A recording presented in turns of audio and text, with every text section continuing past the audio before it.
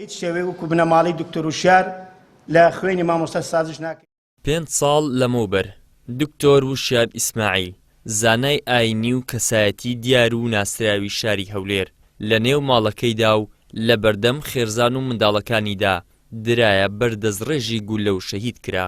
هەرچەندە ئەو کات سەرۆکی حکوومەتی هەرێم بەڵێنی بە کەسوکاری شەهید دکتۆر وشیاردا کە تیرۆرستان و بکوژانی ئەو کارە سزای خۆیان بەسەردا جێبەجێ دەکرێت کە دادگا بڕیاری لە سێدارەی بۆ دەرکردن، بەڵام تا ئێستا سزاکەیان بەسەردا جێبەجێ نەکراوە. وترى المجرمين يومئذ مقرنين في الأصفاد. پارێزەرانی کەیسی شەهید دکتۆر وشیار دەڵێن بکوژانی دکتۆر لە زینداندا زۆر بە ئارامی دەژین و لە ئێستاشدا سەرقاڵی خوێندنن. دەشڵێن ئێمە ترسمان هەیە لەوەی ئازاد بکرێن و بنێردرێنە دەرەوەی وڵات. لە پشتەوەی تیرۆرکردنی شەهید دکتۆر وشیارەوەیە دەستەکە زۆر گەورەترە لە بەڵێنی مەسعود بارزانی و نێچیروان بارزانی، چونکە بەڵێنی زۆریان پێداین هەم بە یەکگرتووەکان هەم بە ئێمەشکە بکوژان لە سێدارە دەدەن، ئیمزا دەکەن، واژووی سزاکە دەکەن بۆی لەسەران جێبەجێ بکرێت. بەڵام بەداخەوەی ئێستا دەبینین بە جۆرێکی ترە لە زیندان بەناوی چاکسازی خەریکی خوێندن، خەریکی بەشداربوونی خولەکانن بەداخەوەکە ئەمە تاو ئێمەی نیگەران کردووە. ئێستا ناشی شارینەوە ترسمان لەوە هەیە کە لێرە و لەوێ باستەوە دەکرێت ڕەنگە ئازادیش بکرێن یاخود خەڵات بکرێن بۆی کە ڕەوانەی دەرەوە بکرێن. ئێمە حەق خۆمانە ترسیەوەمان هەبێ. ئێستا ئەوان خەریکی خوێندنن بەداخەوە، بەڵێنەکانش جێبەجێ نەکراون، خەریکی خواردنن، خەریکی نووسنن لەم دۆخە گوزرانەی کە خەڵک تێدایە خراپە.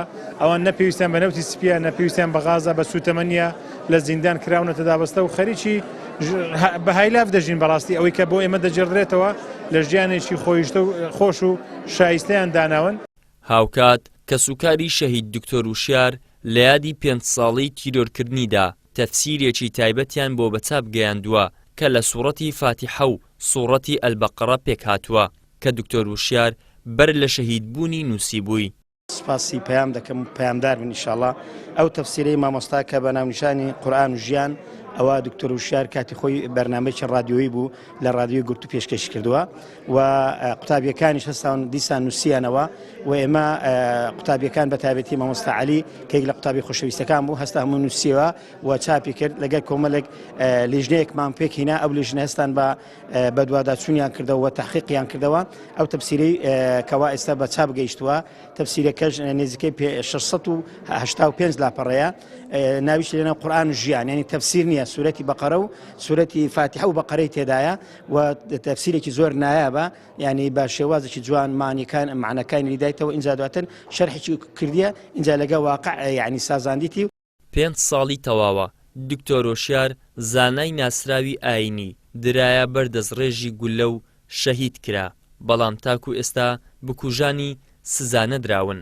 ئەمەش یەکەم و دوا دۆسیەی تیرۆری سیاسی نییە کە لە هەرێمی کوردستان ئەنجامدەرانی یا سزای شایستەی خۆیان وەردەگرتووە یاخود بە نادیاری و لە تاریکیدا دۆسیەکانیان ون کراون و تاوانباران دەرباز کراون و ڕوبەڕووی هیچ سزا و لێپرسینەوەیەک نەبوونەتەوە.